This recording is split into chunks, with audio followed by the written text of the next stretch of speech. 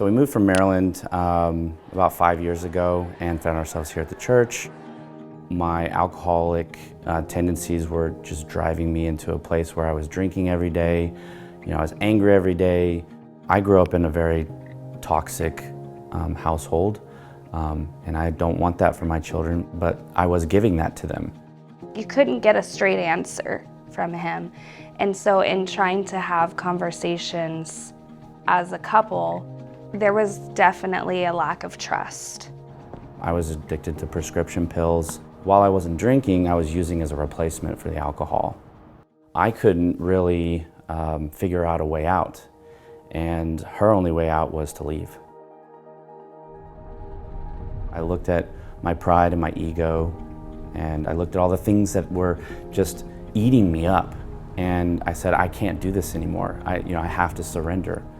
So that's when I met with Ken and I told him that I'd been lying to him, and Ken's reaction was, okay, well, I understand what you're saying, but from now on we're not meeting anymore unless you drive the meetings, unless you want to meet.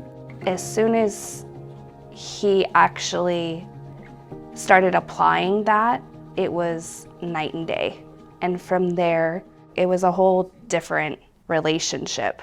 Even in our fights, we would call a timeout and, okay, let's stop and pray. It wasn't until we were inviting God into our conversations that it was a different feeling of almost safety and confidence.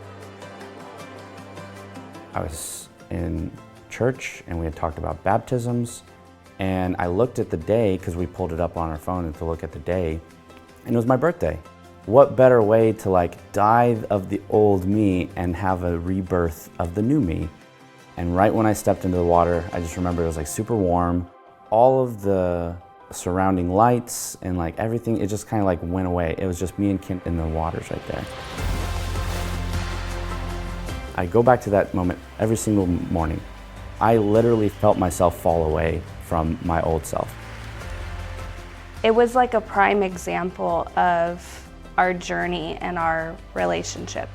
You could feel the sincerity, especially with Ken keeping him under a little longer.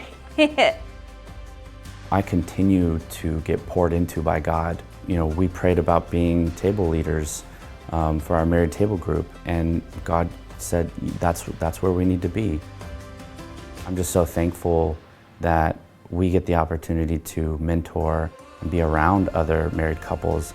There's so much pressure to have this image of the perfect relationship, the perfect family, the perfect everything, and it's not real.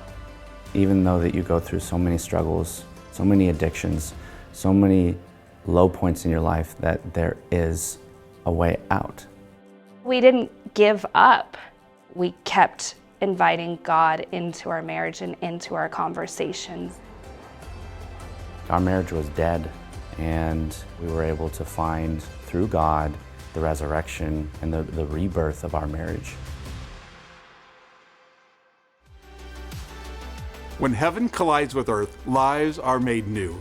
In 2024, we want to create transformational moments where heaven crashes into earth and lives are made whole, families are made strong, and our community is made new.